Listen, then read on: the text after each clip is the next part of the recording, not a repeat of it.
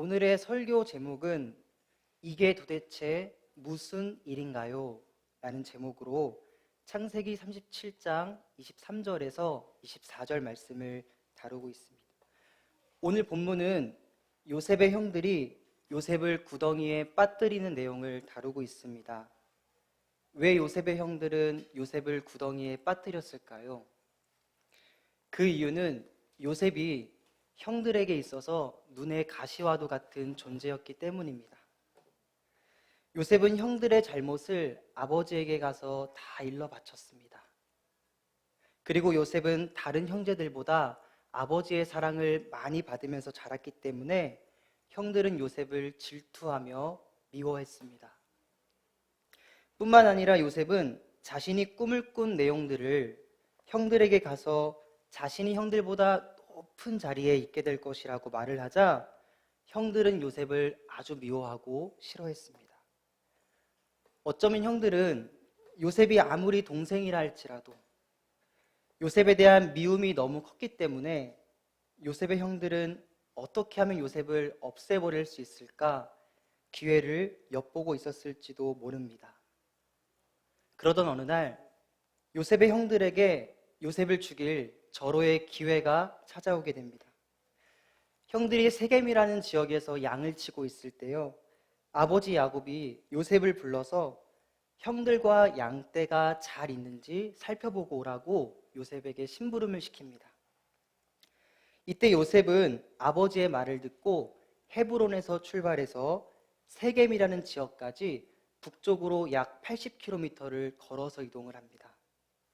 그런데 형들은 세겜에 있지 않고 도단이라는 곳에 있었고 요셉은 또다시 세겜에서 도단까지 약 21km를 이동해서 요셉이 총 이동한 거리만 약 100km를 이동을 해서 갔습니다. 여러분 혹시 100km를 걸어보신 적 있으신가요? 특전사를 나오신 분들은 실제로 훈련 중에 100km를 잠도 자지 않고 걷는 훈련이 있다고 합니다. 그런데 저는 운전병을 나와서 걷는 것보다는 주로 차를 타고 많이 이동을 했기 때문에 살면서 100km를 쉬지 않고 걸어가 본 적은 없습니다. 그렇지만 3주 전부터 제가 살을 빼고자 학교에 있을 때는 학교 옆에 있는 광교호수공원을 걸어 다녔고요.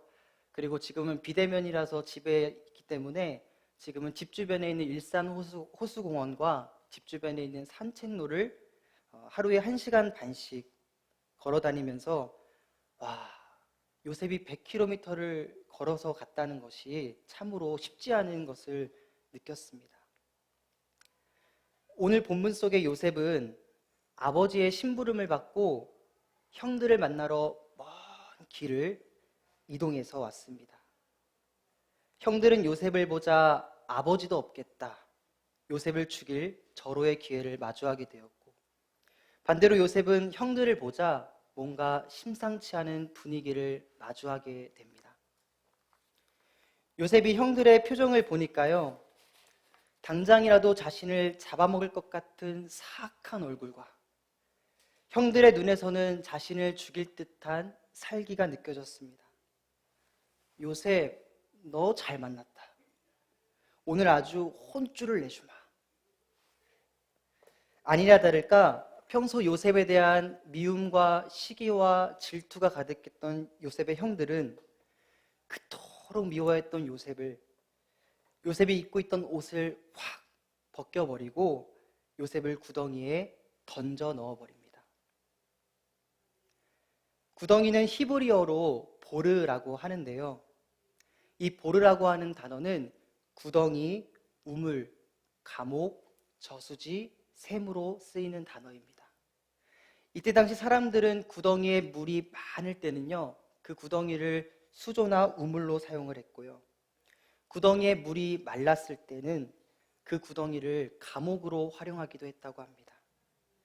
오늘 본문 24절에 보니까요, 그 속에 물이 없었더라 라고 하는 것으로 보면 요셉은 지금 물이 다 빠져 있는 마치 감옥과 같은 구덩이에 빠져 있다는 것을 알 수 있습니다.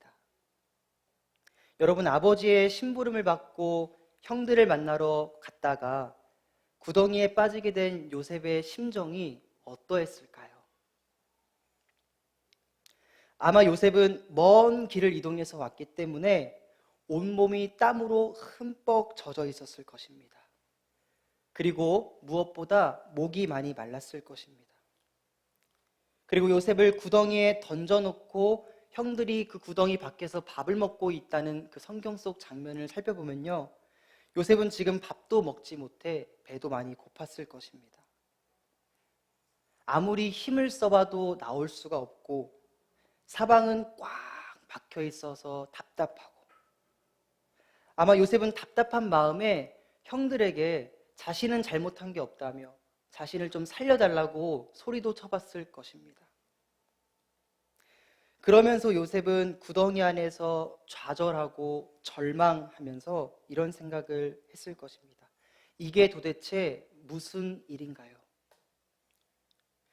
요셉은 지금 자신이 왜 이곳에 갇혀 있어야 하는지 이해할 수 없었습니다. 생각해보면 우리들에게도 요셉과 같이 이유를 모르게 왜 나에게 지금 이런 일이 일어났는지 이해할 수 없는 상황들을 많이 마주하며 살아가게 됩니다. 도대체 코로나는 언제쯤 종식이 될까요?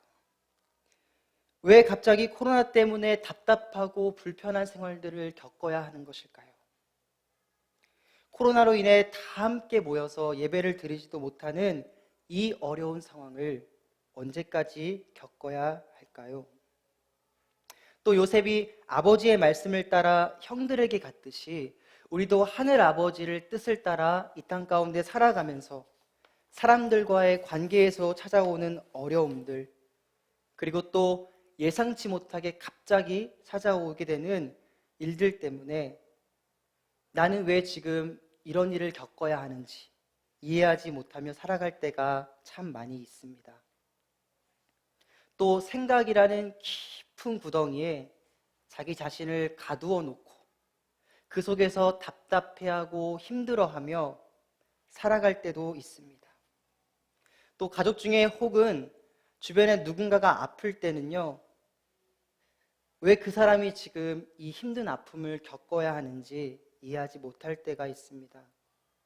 여러분은 지금 혹시 무엇 때문에 답답해하고 힘들어하며 마치 요셉과 같이 구덩이에 빠져서 이해할 수 없는 상황들을 살아가고 계십니까? 저에게는 남동생이 한 명 있습니다. 키도 크고 잘생기고 체격도 좋은 동생이 한 명 있습니다. 그러던 10년 전 어느 날 동생이 집에 들어왔는데요. 동생의 몸에는 수많은 발자국들과 그리고 동생의 얼굴에는 피가 가득했던 동생의 모습을 마주하게 되었습니다. 굉장히 갑작스러웠습니다. 동생은 그날을 기점으로 지금까지 정신과 약을 먹으면서 지내고 있습니다. 매일 환청에 시달리며 끊임없이 누군가와 대화를 하며 살고 있습니다. 아무리 기도를 해도 상황은 달라지지 않고 여전히 동생이 아파하는 모습을 볼 때는요, 마음이 힘들어서 하나님께 많은 불평을 하기도 했습니다. 하나님, 언제까지 동생이 아파야 해요? 하나님, 그 동생을 내가 때렸어요? 하나님 살아계신다면서요? 하나님, 저는 지금 이 상황을 도저히 이해할 수 없어요. 도대체 언제까지 이 상황을 겪으며 살아가야 합니까? 여러분, 이처럼 우리는 살아가면서 요셉과 같이 이해할 수 없는 상황들을 많이 마주하게 됩니다. 오늘 본문 속의 구덩이에 갇힌 요셉의 삶은 이제 구덩이 안에서 죽게 될 일만 남았습니다. 사실 오늘 본문 속 요셉의 이야기의 끝은 이렇게 끝이 나야 자연스럽습니다. 요셉이 형들에게 미운 짓을 많이 해서 형들에게 버림을 받아 구덩이에서 배가 고파 죽었더라. 또는 구덩이에서 짐승에게 잡아먹혀 죽었더라. 그런데 오늘 요셉의 삶을 가만히 들여다보니까요, 요셉의 삶이 구덩이에 계속 갇혀서 머물러 있지 않고 요셉의 삶이 구덩이 이후에도 계속해서 이어지게 되는 모습을 보게 됩니다. 왜 하나님은 요셉의 삶을 계속해서 이어지게 하신 것일까요? 그 이유는 아버지 밑에서 철없고 부족했던 요셉을 하나님께서 온전한 하나님의 사람으로 만들어 사용하시기 위해 하나님은 요셉의 인생을 끝이 아니라 계속 이어지게 하신 것입니다. 구덩이에서 나오게 된 요셉은 이후 애굽의 총리가 되었을 때 자신을 팔았던 형들을 다시 만나게 됩니다. 그리고 그때 요셉은 그 형들에게 자신의 정체를 밝히면서 이러한 고백을 합니다. 창세기 45장 4절에서 8절까지 말씀인데요. 제가 읽도록 하겠습니다.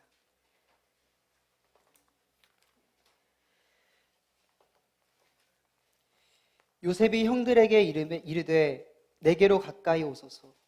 그들이 가까이 가니 이르되 나는 당신들의 아우 요셉이니 당신들이 애굽에 판 자라. 당신들이 나를 이곳에 팔았다고 해서 근심하지 마소서. 한탄하지 마소서. 하나님이 생명을 구원하시려고 나를 당신들보다 먼저 보내셨나이다. 이 땅에 2년 동안 흉년이 들었으나 아직 5년은 밭갈이도 못하고 추수도 못할지라. 하나님이 큰 구원으로 당신들의 생명을 보존하고 당신들의 후손을 세상에 두시려고 나를 당신들보다 먼저 보내셨나니 그런즉 나를 이리로 보낸 이는 당신들이 아니요 하나님이시라. 하나님이 나를 바로에게 아버지로 삼으시고 그 온 집의 주로 삼으시며 애굽 온 땅의 통치자로 삼으셨나이다. 아멘. 여러분, 요셉이 총리가 돼서 형들을 다시 만났을 때 형들, 나를 왜 팔았어? 형들 때문에 내가 얼마나 힘들게 살았는 줄 알아? 라고 말하지 않고 형들 앞에서 큰 소리로 울면서 형들 근심하지 마세요. 형들 한탄하지 마세요. 나를 이곳에 보내신 분이 형들이 아니라 하나님이세요. 라고 말하는 요셉의 모습을 보면요. 또 요셉이 형들에게 충분한 복수를 할 수 있는 위치에 있었음에도 형들에게 복수를 하는 것이 아니라 형들을 용서하는 모습을 보면요. 요셉이 아버지 야곱 밑에서 부족하고 철없던 모습과는 달리 하늘 아버지 밑에서 하나님 아버지의 온전한 사람으로 장성한 요셉의 모습을 보게 됩니다. 이렇게 요셉이 구덩이에 빠져서 절망과 죽음의 상황 속에서 하나님의 온전한 사람이 될 수 있었던 것은요, 비록 형들은 요셉을 손으로 잡아 구덩이에 던져 넣어 버렸지만 그 구덩이 속에서 하나님의 손이 요셉을 꽉 붙잡아 이끌어내셨기 때문에 요셉은 하나님의 온전한 사람이 될 수 있었던 것입니다. 여러분, 혹시 지금 이해되지 못하는 상황 때문에 가슴이 답답하고 힘이 드십니까? 저도 동생의 문제가 아직은 완전하게 해결이 되지 않아서 때로는 답답하고 힘이 들 때도 있습니다.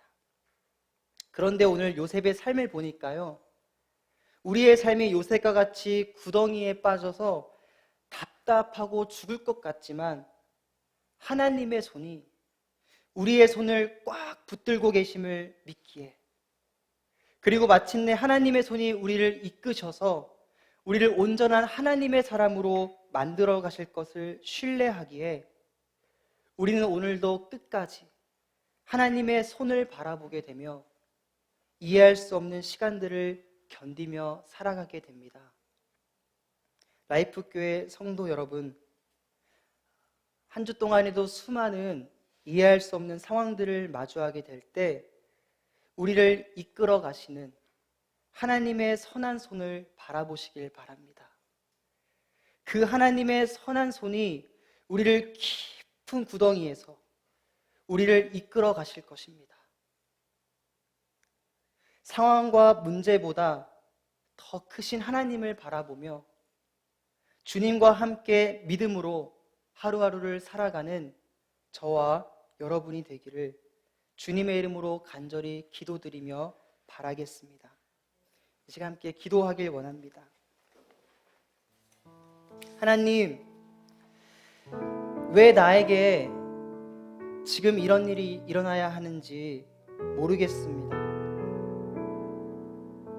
이해하지 못하는 상황 때문에 때로는 너무 답답하고요. 때로는 구덩이에 갇혀 죽을 것 같이 힘이 듭니다. 그러나 하나님, 이해되지 않는 상황과 문제를 넘어 오늘 요셉을 선하게 인도하신 하나님께서 오늘도 나를 요셉과 같이 구덩이에서 이끌어가고 계심을 믿습니다. 하나님, 이해되지 않는 상황을 마주할 때 좌절하며 포기하는 것이 아니라 하나님을 믿음으로 바라보며 살아갈 수 있는 우리가 될 수 있도록 주님 믿음을 더하여 주시옵소서. 또한 우리 주변에 이해하지 못하는 상황 때문에 힘들어하는 분들이 계시다면 하나님, 그분들이 크신 하나님을 알게 하여 주시고 하나님을 바라봄으로 구덩이와 같은 이 힘든 시간들을 잘 견디며 힘을 내서 살아갈 수 있도록 은혜를 더하여 달라고 우리 함께 기도하면서 나아가시겠습니다. 기도하시겠습니다.